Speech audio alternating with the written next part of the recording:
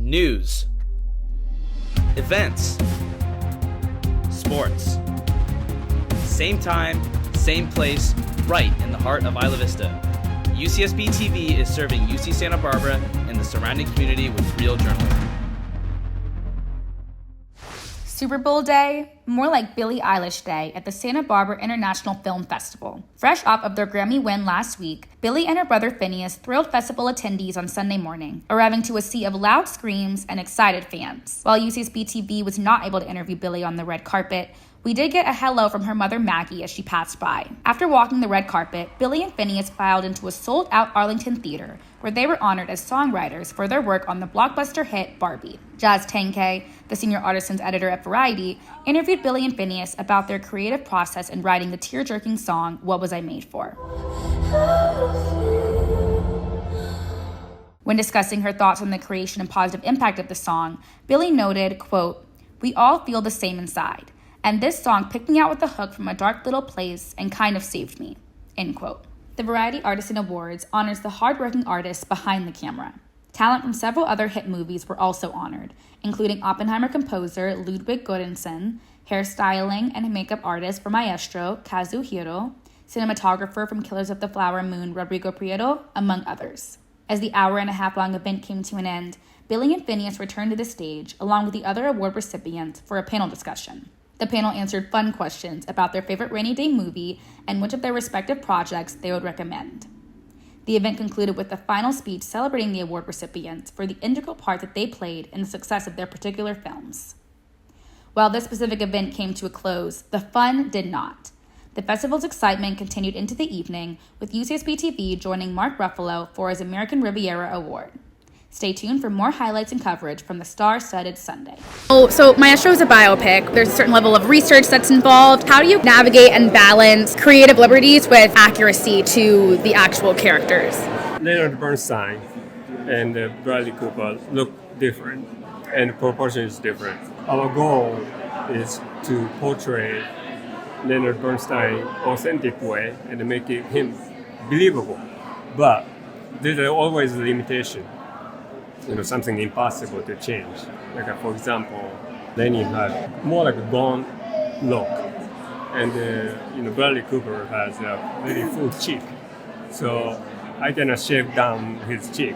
So just playing with the proportion and what to change and what not to change. So we have to find a good balance. What will be the meaningful to portray? And what is necessary. Just understanding it, it's really a balance of a storytelling and what to do. Finding something comfortable for him, because he had to be in a makeup almost like 50 days every day. And going through 2 hours to 5 hours makeup process. And he had to be practical too, because he had to go out and direct the film and act in it. So that was kind of everything, considering everything. Killers of the Flower Moon.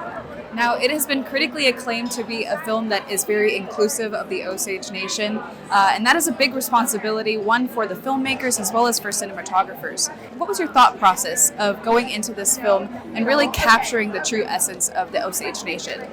Well, I must say that I was a little bit scared, to tell you the truth, of approaching this film and representing it as accurately as one can. So I knew nothing.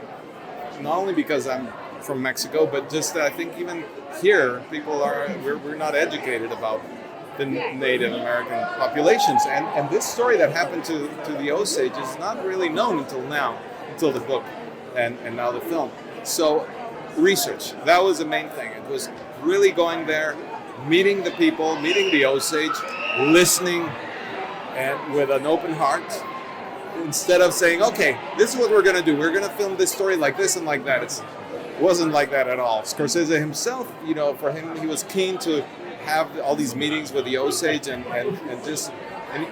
for me, it was also even understanding their relationship to the sun and nature, and then how do I capture that? How do I capture the fact that, say, for example, a burial happens at noon, at the zenith of the sun.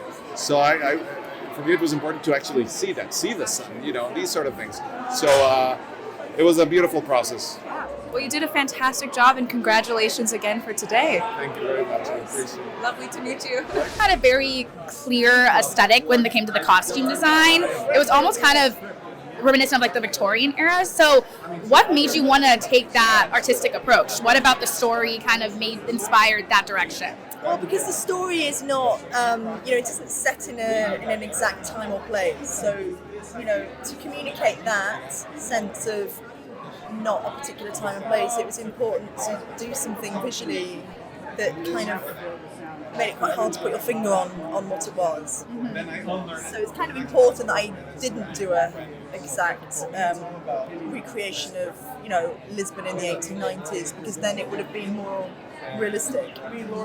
And did you face any challenges when it came to reflecting that period, but also kind of taking creative liberties as well? No, I think once you've decided that that's what you're doing, that's what you're doing. And, it's a process. So you don't do it all at once. You're doing it very gradually. And obviously Yorgos is guiding this process. So he's very much kind of steering the ship and making sure that, you're on track. So, there were many challenges. There were always many challenges, but not to do with what you're saying.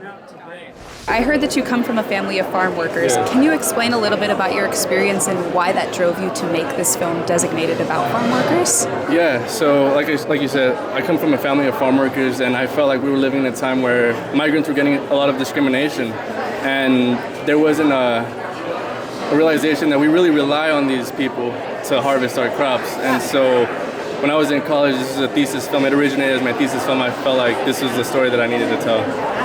And I know that there are temporary migrant visas that allow the exploitation of farm workers within the United States that promote this idea of illegal immigration. So in what ways can we further protect our farm workers and temporary migrants? We need to allow them to unionize, first of all, and then, like I said earlier, we need to have a path to residency, if not at least to citizenship. These people, I know farm workers who have worked here for 3 decades and still don't have the residency, so we need to fix that. The last of the guests are now filing into the event, and the doors are about to close. Yes, and some of the guests, Billie Eilish included, got a thunderous applause from the audience.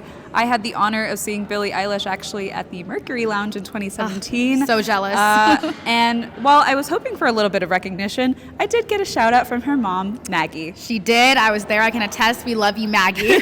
We love you, Maggie. Shout out to you. With UCSBTV, I'm Zuri Wilson. And I'm Rebecca Hurtado Fairweather.